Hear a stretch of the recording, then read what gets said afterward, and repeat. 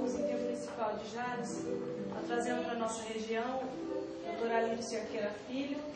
O Dr. Alírio, atualmente, ele é diretor da Federação Espírita do Mato Grosso, é também orador espírita, divulga a doutrina espírita tanto no Brasil quanto no exterior, é autor de várias obras, que está exposta ali atrás, também tem alguns DVDs sobre palestras, seminários. Depois, quem quiser conferir, a gente vai estar ali.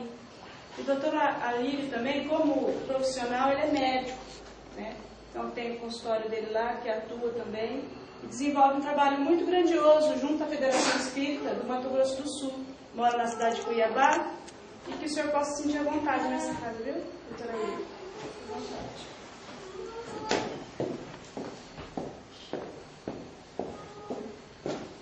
Olá a todos, que a paz de Jesus esteja com todos nós. Na noite de hoje, nós trabalharemos esse tema que está na tela, muito importante para todos nós, acerca do poder terapêutico do perdão. Nós vamos iniciar as nossas reflexões refletindo sobre a parábola do servo malvado, que está no Evangelho de Mateus, capítulo 18, versículos 23 a 35. Nessa parábola, Jesus diz: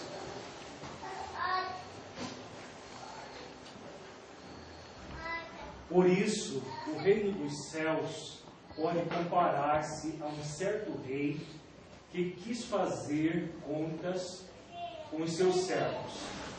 E começando a fazer contas, foi-lhe apresentado um que lhe devia 10.000 talentos.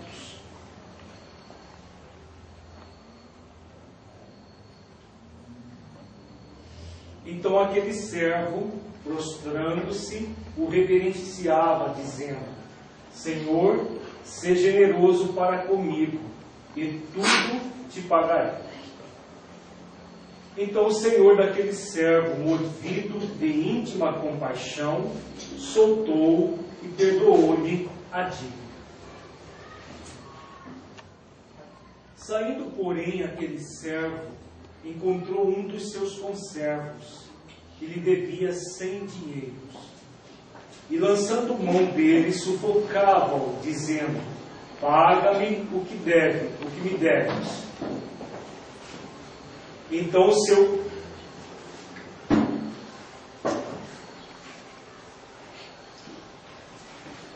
seu companheiro, prostrando-se a seus pés, rogava-lhe, dizendo: seja generoso para comigo, e tudo te pagarei. Ele, porém, não quis, antes foi encerrá-lo na prisão, até que pagasse a dívida. Vendo, pois, os seus conservos o que acontecia, contristaram-se muito e foram declarar ao seu senhor tudo o que se passara. Então o seu senhor, chamando-o à sua presença, disse-lhe: servo malvado, perdoei-te toda aquela dívida porque me suplicaste. Não devias tu igualmente ter compaixão do teu companheiro, como eu também tive misericórdia de ti? E indignado, o seu senhor o entregou aos atormentadores, até que pagasse tudo o que devia. Assim buscará também meu Pai Celestial, se do coração não perdoardes, cada um a seu irmão as suas ofensas. Esta parábola, ela é toda dedicada ao perdão. A primeira parte dela é muito simples de entender. É uma pessoa que, devendo 10.000 talentos, roga ao Senhor a que o perdoasse dessa dívida. O Senhor o perdoa e logo em seguida encontra uma outra pessoa que lhe devia 100 dinheiros. Comparado, 100 dinheiros, seria 100 denários, a mesma coisa. Com 10.000 talentos que ele devia, 100 denários era uma ninharia. E ele, em vez de usar do mesmo peso e da mesma medida que havia sido perdoado, ele simplesmente sufoca aquele companheiro e manda encerrá-lo na prisão, para que ele pagasse o que devia. Então Jesus coloca na primeira parte da parábola exatamente essa questão de 2 pesos e 2 medidas. Agora, ele coloca uma questão muito importante, que nós vamos até repetir: o que fez o Senhor? Então, na parábola, o Senhor representa Deus. Várias parábolas Jesus coloca sobre o Senhor, que normalmente representa Deus. Deus coloca as suas leis na nossa consciência. É o que nos diz a questão 625 a 621 de O Livro dos Espíritos. Quando Allan Kardec pergunta: onde está escrita a lei de Deus? E a resposta: na consciência. Então, nós trazemos na nossa consciência a lei de Deus. Todas as vezes que nós entrarmos num movimento de não perdão, a nossa consciência vai nos entregar aos chamados atormentadores, que nós estamos vendo aqui nessa palavra sublinhada. Então, os atormentadores, o que são? Quando nós vemos o servo pedir perdão das suas dívidas e não perdoar o seu companheiro, e os conservos vão e falam ao seu senhor aquilo que havia acontecido, o que está acontecendo? Na verdade, é todo um processo que acontece na nossa mente.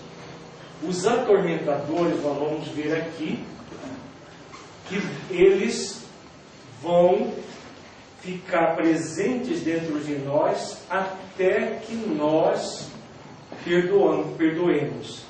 Como Jesus diz: assim vos fará também meu Pai Celestial, se do coração não perdoardes cada um a seu irmão as suas ofensas.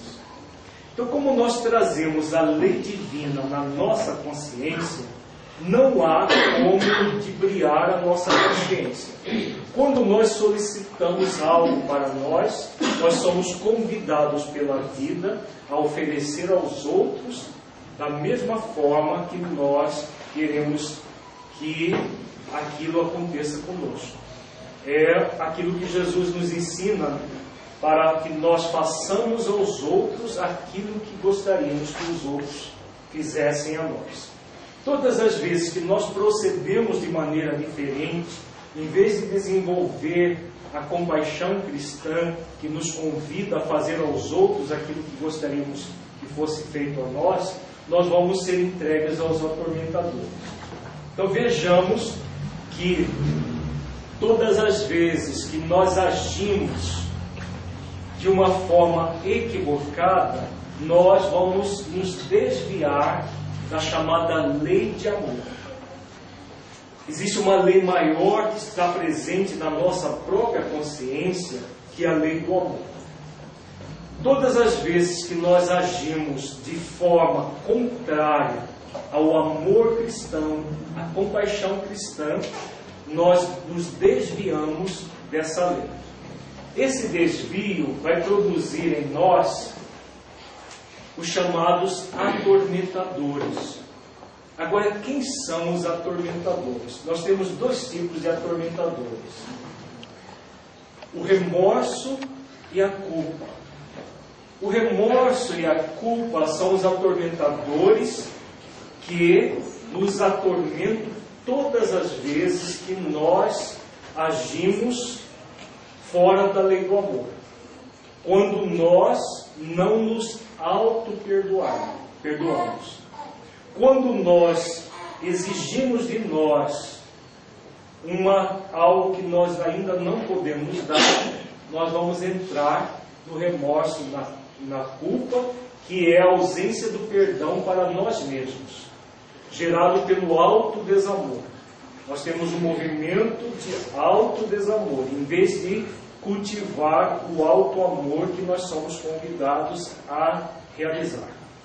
Quando Jesus fala que o Senhor perdoou os 10.000 talentos, que era uma verdadeira fortuna, Ele está nos ensinando que o perdão, ele é fundamental para o nosso equilíbrio. Tanto o perdão a nós mesmos, quanto o perdão ao nosso próximo, como a nós mesmos. O perdão é um grande derivado do próprio amor. Só podemos perdoar se nós nos amarmos, perdoar a nós mesmos. Só poderemos perdoar os outros quando, a partir desse alto amor, nós nos libertamos das dificuldades que temos na relação com os outros. O outro tipo de atormentadores diz respeito a outras pessoas: ódio, mágoa, ressentimento. Quando alguém nos faz algo que nós nos sentimos lesados de alguma maneira, e o que faz com que nós nos sintamos lesados normalmente é o nosso orgulho, nós entramos em sentimento de ódio daquela pessoa, de mágoa ou de ressentimento. Vai depender da intensidade da ação que o outro faz para nós.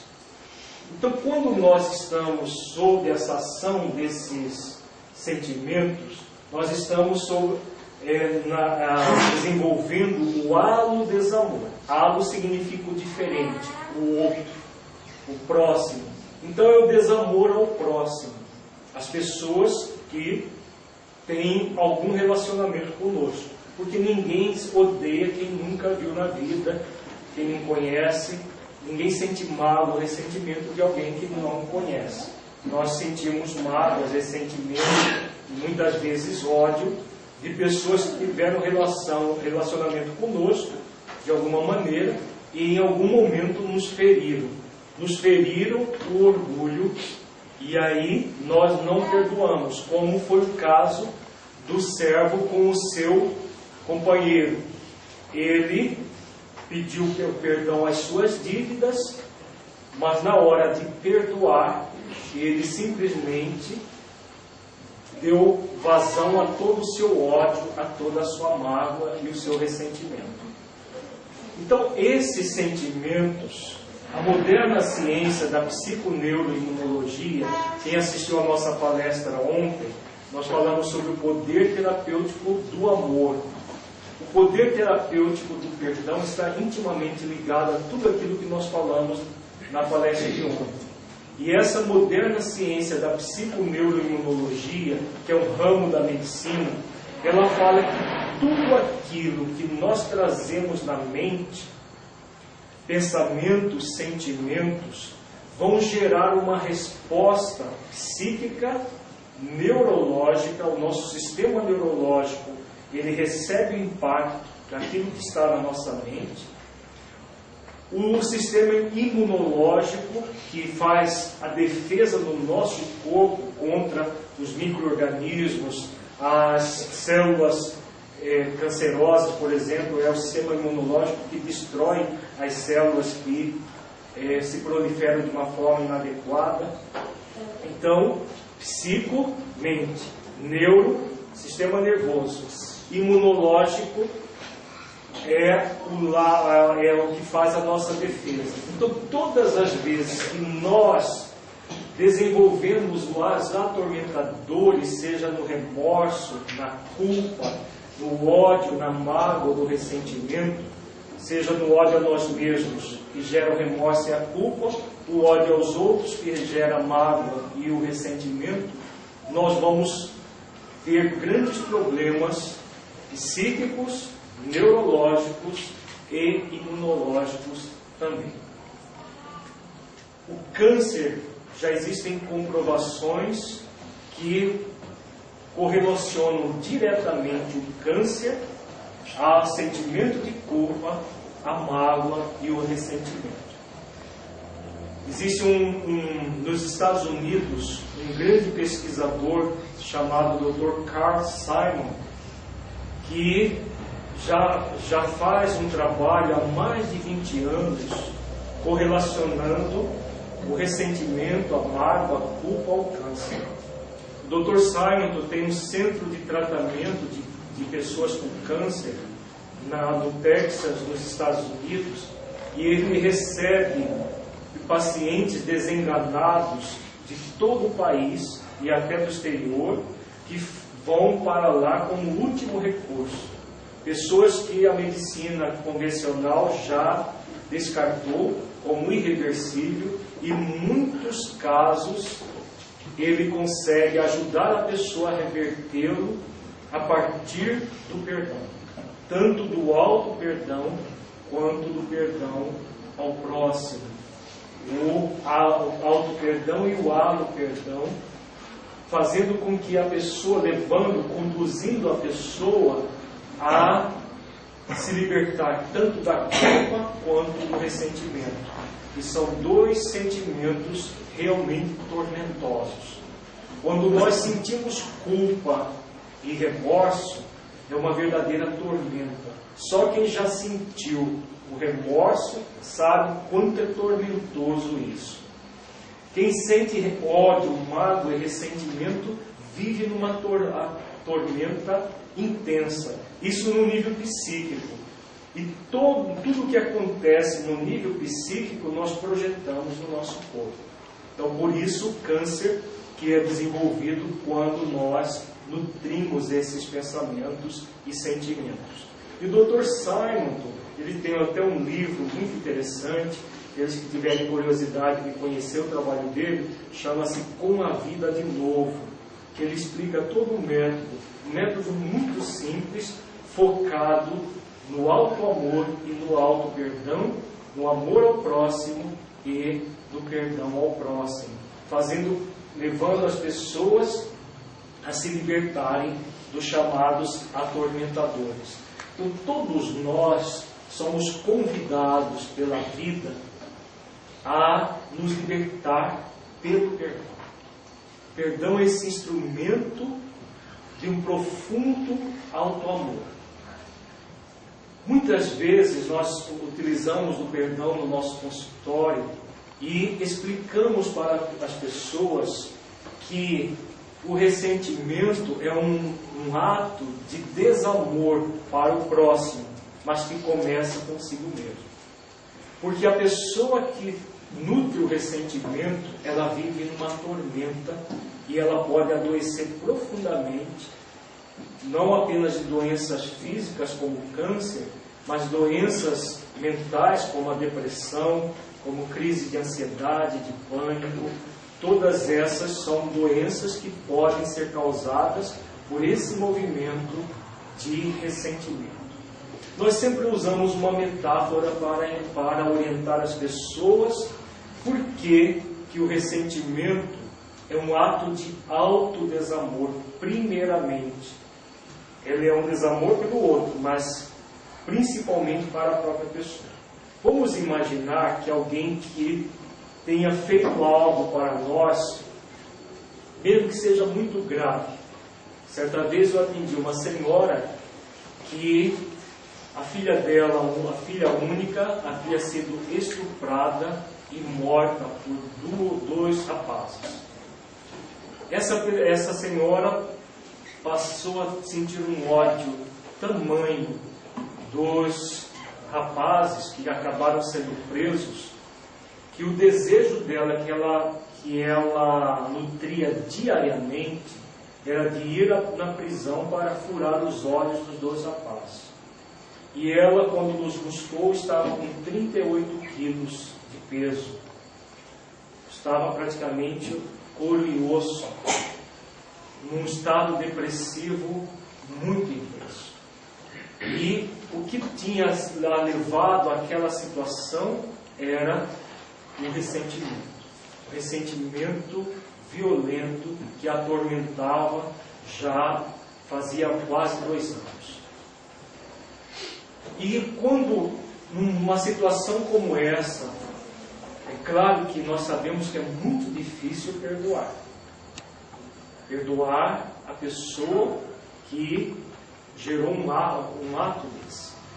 Nós sabemos que nada acontece por acaso. Quando alguém passa por uma situação desse tipo, não passa por acaso. Agora, mesmo que não entrasse essa questão em jogo, imaginemos qualquer ato que alguém faça conosco como se fosse uma pedra que a pessoa jogue no meio da nossa testa. E aquela pedra faz uma ferida na nossa testa. O que é o ressentimento?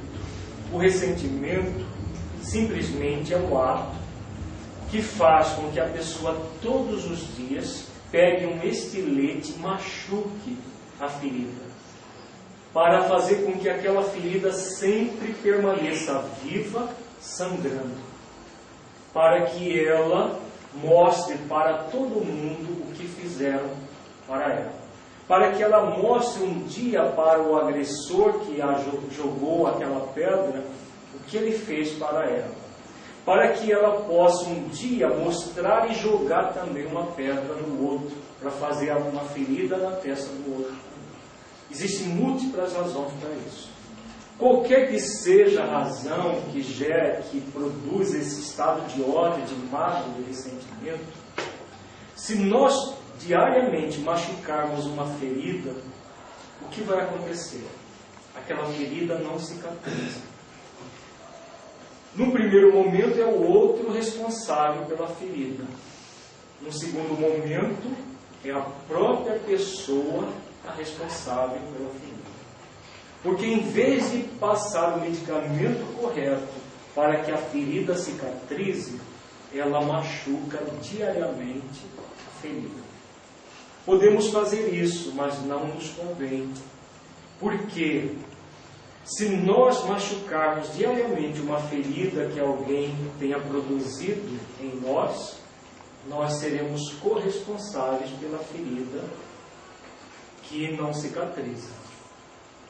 Muitas vezes o agressor nem se lembra mais de nós e a pessoa está lá machucando diariamente a sua ferida. Se a partir daquilo for gerado uma situação grave, como no caso dessa senhora, que estava se matando aos poucos porque a filha dela foi morta dessa maneira, ela entra num estado de suicida indireto no mundo espiritual. A pessoa entra no estado de suicídio porque cometeram um crime na vida dela. Então todos nós somos convidados à prática do amor. O amor vai ser aquele bálsamo que cicatriza todas as feridas. Tanto as feridas causadas em nós mesmos, porque às vezes não é alguém que jogou uma pedra, nós mesmos que pegamos a pedra e machucamos a nós mesmos. O amor vai cicatrizar todas as feridas. Quando nós colocamos esse unguento do amor nas nossas feridas e cicatrizamos a ferida, o que vai acontecer? Nós, ao olharmos no espelho, nós vamos ver a cicatriz na testa. Mas podemos tocar, podemos fazer qualquer coisa aqui que não vamos sentir dor. Então, perdão é exatamente isso. Tem muita gente que diz assim: não, perdão, você tem que esquecer. Como que uma mãe pode esquecer o assassinato de uma filha covardemente assassinada depois de ter sido estuprada? Será que uma mãe pode esquecer algo assim? É impossível esquecer algo assim.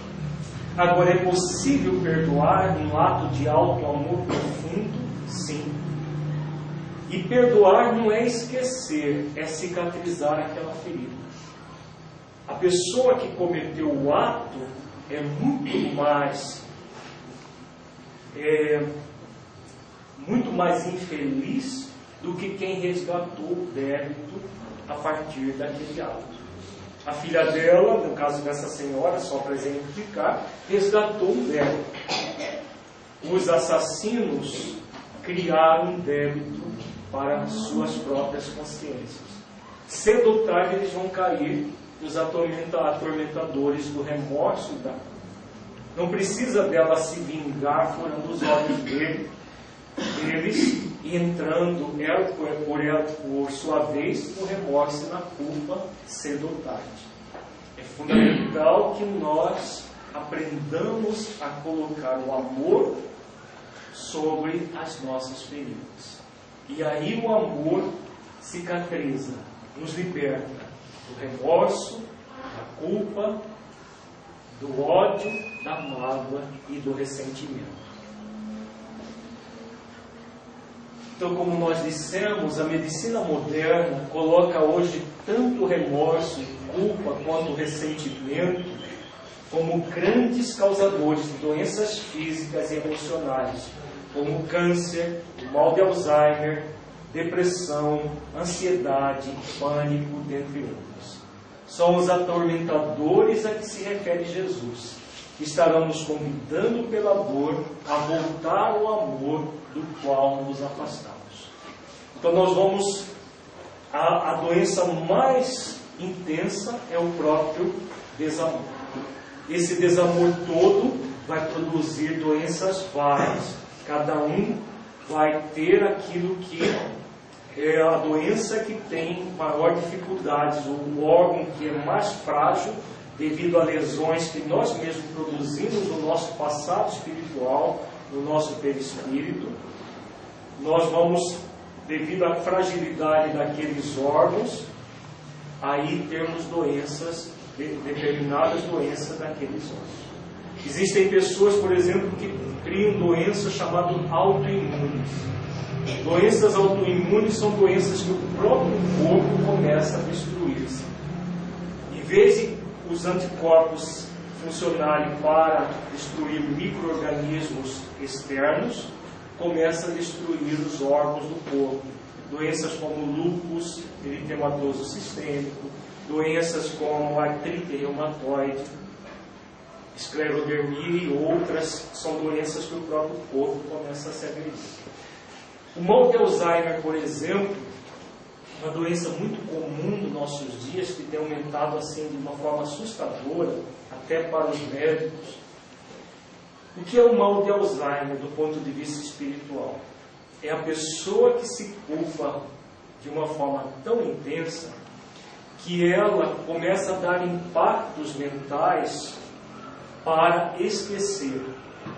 Só que não tem como esquecer. Tem como ressignificar, como nós dissemos, dar um novo significado tanto às nossas culpas quanto aos nossos ressentimentos. Mas a pessoa dá impactos mentais para esquecer. O que vai acontecer com esses impactos mentais? Em espírito, ela não tem como esquecer. Mas o cérebro pode ser lesado. Uma vez nós atendemos, numa reunião mediúnica, uma pessoa encarnada, que estava com mal de Alzheimer. No corpo físico, ela não reconhecia nem a filha. E ela se comunicou pela própria filha. E a queixa dessa senhora era exatamente que ela não conseguia esquecer. Ela batia assim na cabeça da médium, que era a filha dela: por que eu não consigo esquecer? Por que eu não consigo esquecer? Porque ela tinha um sentimento de culpa muito grande e também ressentimento. E queria esquecer, só que o espírito não tem como esquecer. Só que o corpo dela já estava tão alterado a ponto dela não conhecer mais nem a filha, não saber nem quem ela era. Só que o espírito fica no corpo dessa forma, com o psiquismo totalmente normal. Normal do ponto de vista de esquecimento, porque a pessoa fica numa tormenta só, extremamente atormentada. Então, é o que nós temos para nos atormentar. quando nós não nos dispomos ao amor e ao perdão. Então, todas as vezes que nós cultivarmos o culpismo, tanto culpar a nós quanto culpar os outros por situações de erros cometidos, nós vamos fazer a reflexão em torno de nós mesmos, mas tudo que serve para nós mesmos serve para o nosso próximo. Todo o processo de culpa começa num auto-julgamento. A pessoa se julga, depois do auto-julgamento ela se condena. Ela se autocondena porque uma pessoa culpada precisa de condenação. Se foi alguém que fez alguma coisa para ela, ela julga e condena os outros. Depois do julgamento e da condenação, se segue a punição, tanto de si mesma quanto do próximo, no caso. Então, a punição é o mecanismo que faz com que as pessoas criem os atormentadores do próprio corpo. Por exemplo, quem se culpa pode criar um câncer. Para que serve um câncer? Para punir-se daquele erro que ela acha que é execrável. Agora, vamos refletir juntos. Será que a pessoa sofrendo de uma doença, que é a partir de um ato de autodesamor, vai diminuir o desamor praticado? Vai diminuir de alguma maneira o desamor? Se ela está ampliando o desamor? Se ela faz isso aos outros, foi praticada uma ação de desamor para com ela, e ela pratica isso aos outros, mesmo que seja em pensamento, vai diminuir o desamor? Na verdade, só vai aumentar. E a pessoa entra num sofrimento muito grande por isso. E vai ser mais ou menos intenso o sofrimento. Depois que ela entra nesse sofrimento, muitas pessoas entram em autopiedade. A autopiedade é a pessoa sentir dó dela mesma por estar sofrendo. E aí ela fica num movimento extremamente masoquista. Sofre e sente dó dela mesma. E se coloca naquilo que a gente chama de síndrome CDM. Vocês conhecem a CDM aqui no Palmeiras do Oeste? Já ouviram falar da síndrome da CDM? Coitadinho de mim. Coitadinho de mim, exatamente. Então é o coitadinho de mim. A pessoa sofre e mostra para todo mundo: olha como eu estou sofrendo. Para quê? Para ter aquilo que a gente chama de ganho secundário. Para que as pessoas venham e passem a mão na cabeça dela. Coitada. E aí ela fica mais coitada ainda. Mas é o atormentador que ela própria está causando. Ela própria está criando.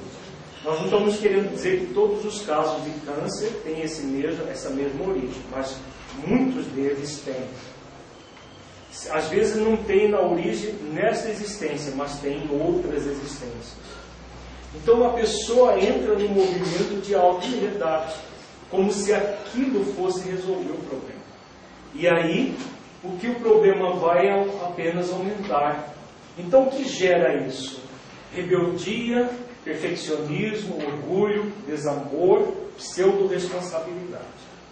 Se nós agirmos assim, nós vamos simplesmente ficar num movimento de estagnação. Ninguém evolui dessa maneira. Nós também trazemos um movimento muito forte, que é o desculpismo. Culpa e desculpa são dois extremos. Todas as vezes que nós culpamos alguém, nós tendemos a nos desculpar. A pessoa projeta as suas culpas nos outros. A pessoa que se ressente, ela tende a culpar os outros pela sua desdita e se desculpar, como se ela não tivesse nada a ver com a história. Como é o caso dessa senhora que nós dissemos. A situação que ela passou é muito grave mesmo. Agora, a forma como ela encara a situação depende dela. Depende da forma como ela vê a vida. Com certeza, tanto ela quanto a filha estavam sendo convidados a uma expiação. E o ressentimento, a mágoa, o ódio, não estava fazendo com que ela expiasse. E aí a pessoa se desculpa, projetando toda a culpa nos outros. Na desculpa, a pessoa também tem um movimento de auto-julgamento.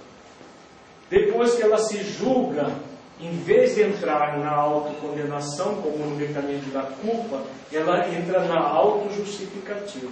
Não, mas não sou eu, é fulano que vive me azucrinando a paciência, por isso que eu vivo maltratando ele.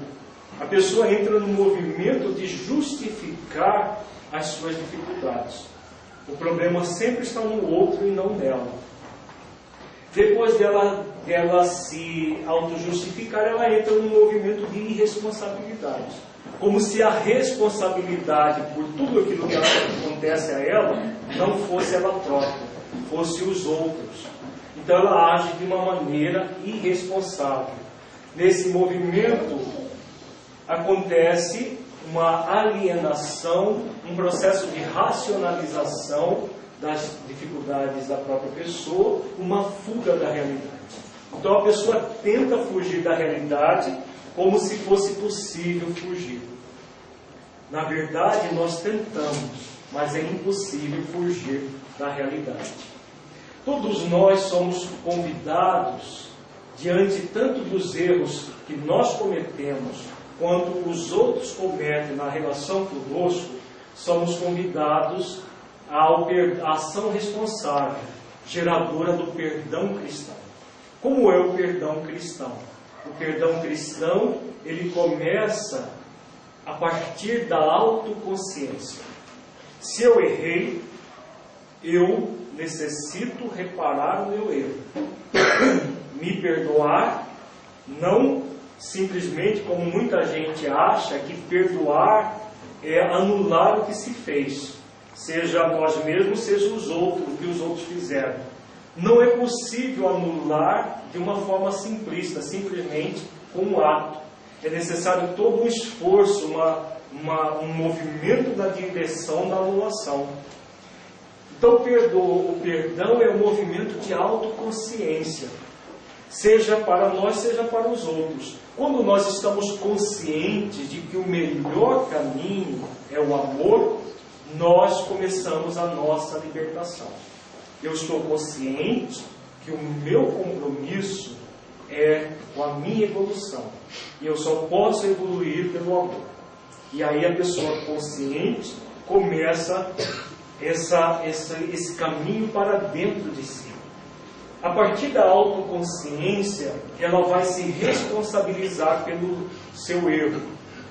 E no caso da relação com o outro, ela vai se responsabilizar pela parte que cabe a ela naquele processo.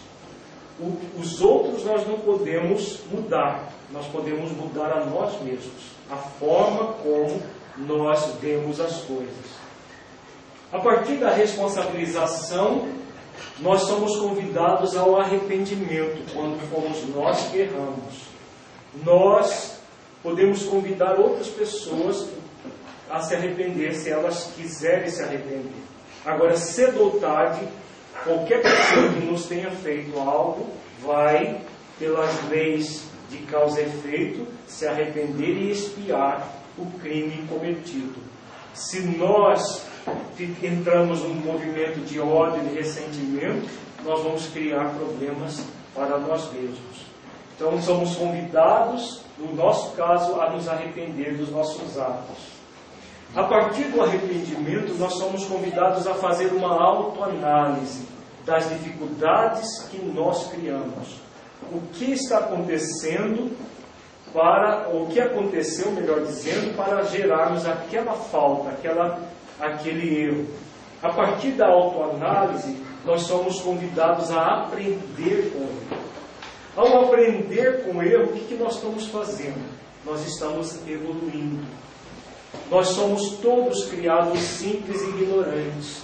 E todos temos um compromisso de evoluir até a angelitude, até a pureza espiritual. E essa evolução vai se dar não apenas acertando, porque se o espírito só acertasse, ele não seria criado o espírito simples e ignorante. Nós, para só acertar, precisaríamos ser criados perfeitos. E como Deus nos criou simples e ignorantes, no sentido de que todos nós tivemos a mesma origem, desde o átomo primitivo até o arcanjo, que começou pelo átomo, como nos diz a questão 540 do Livro dos Espíritos, todos nós vamos evoluir com os acertos e com os erros. Quando nós acertamos, nós temos uma conquista êxito. Quando nós erramos, nós somos convidados a ter uma conquista aprendizado. Então, quando nós aprendemos, nós crescemos. Depois do aprendizado, nós somos convidados à reparação. Porque o perdão não é simplesmente absolvermos ou os outros de um erro. É reparar totalmente aquele erro. E aí sim, nós ficamos quites com a nossa consciência. E os outros um dia vão fazer o mesmo. Quando nós fazemos todo esse caminho de autoconsciência, responsabilização, arrependimento, autoanálise, aprendizado e reparação, nós estamos dando para a vida o oposto daquilo que nós vemos anteriormente. Se antes nós agimos com desamor, agora estamos agindo com amor. E ao agir com amor, nós nos libertamos dos atormentadores. Foi exatamente o que Jesus ensina nessa parábola. Como aquele servo não agiu com amor, ele foi entregue aos atormentadores. Quando nós agimos com amor, o resultado é esse mecanismo aqui, em que nós conscientemente aceitamos fazer exercícios de amor, de mansidão e de humildade, como Jesus nos recomenda. Jesus, ao dizer, tomai sobre vós o meu jugo e aprendei comigo, que sou manso e humilde de coração, ele está nos ensinando que o caminho da evolução acontece a partir de 3 virtudes básicas: amor, mansidão e humildade. Somente com amor, mansidão e humildade nós conseguimos perdoar. Porque o desamor, a rebeldia e o orgulho que geram tanto os atormentadores da culpa, do remorso, quanto do ódio, da mágoa e do ressentimento. É o desamor, a rebeldia em relação à vida e o orgulho ferido que faz tudo isso. Quando nós fazemos exercícios de amor, de mansidão e de humildade, nós nos libertamos definitivamente de todos os atormentadores. Então, todos nós somos aprendizes da vida.